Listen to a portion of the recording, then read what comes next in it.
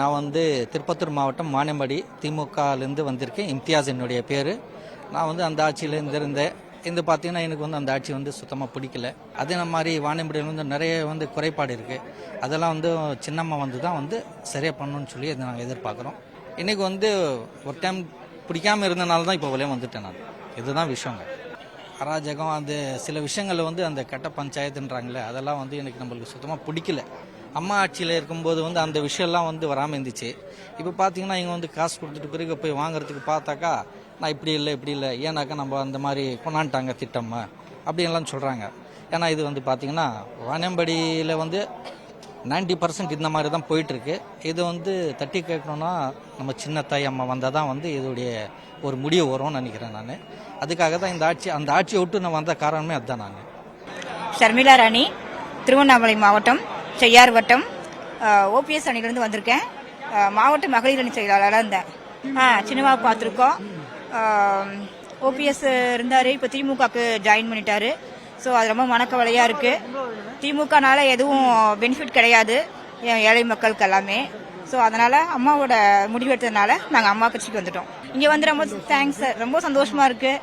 இனிமேல் அம்மா வந்து அம்மாவோட கட்சியை காப்பாற்றணும்னா வேறு எதுவும் வந்து வழியும் இல்லை. ஸோ அதனால் இங்கே வந்துட்டோம். திமுக ஆட்சி எல்லா பக்கமே பெண்களுக்கு எல்லாமே பயங்கர தொந்தரவு தான் கொடுக்குறாங்க.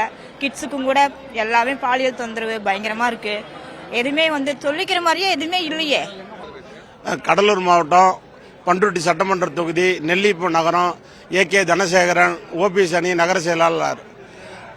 தற்போது உள்ள சூழ்நிலையில் ஓபிஎஸ் அவர்கள் திமுக தீய சக்தியுடன் சேர்ந்து விட்டதால் நாங்கள் அவருடன் செல்ல விருப்பம் இல்லாததால் சின்னம்மா தான் அதிமுகவை கைப்பற்றுவார், அதிமுகவை காப்பாற்றும் சக்தி ஒரே சக்தி அம்மா சின்னம்மா தான் என்ற சூழ்நிலை இப்போது நிலவுகிறது.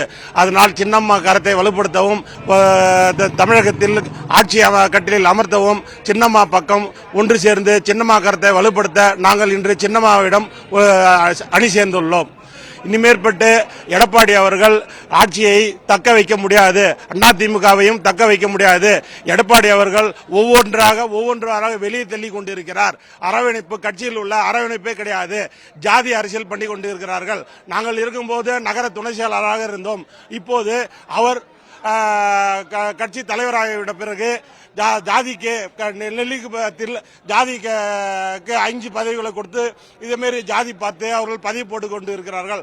அதனால் ஜாதி மதம் பார்க்காத கட்சி அதிமுக.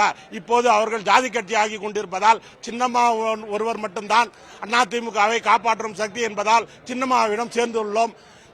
தயவுசெய்து சின்னம்மா அவர்களிடம் அனைத்து இந்திய அண்ணா திராவிட தொண்டர்கள் சின்னம்மா கருத்தை வலுப்படுத்த அனைவரும் சின்னம்மா அணியில் ஒன்று சேருமாறு தாழ்மையுடன் கேட்டுக்கொள்கிறேன். இந்த தேர்தலில் சின்னம்மாவுக்காக எங்கள் உயிரையும் கொடுத்து நன்றாக சின்னம்மாவின் கருத்தை வலுப்படுத்த எங்கள் பண்ருட்டி சட்டமன்ற தொகுதியை வெற்றி பெற அயராது உழைப்போம். இன்னும் சில தொண்டர்களையும் அனைத்து பொதுமக்களையும் ஒன்று சேர்ந்து சின்னம்மா கருத்தை வலுப்படுத்த தயாராக உள்ளோம்.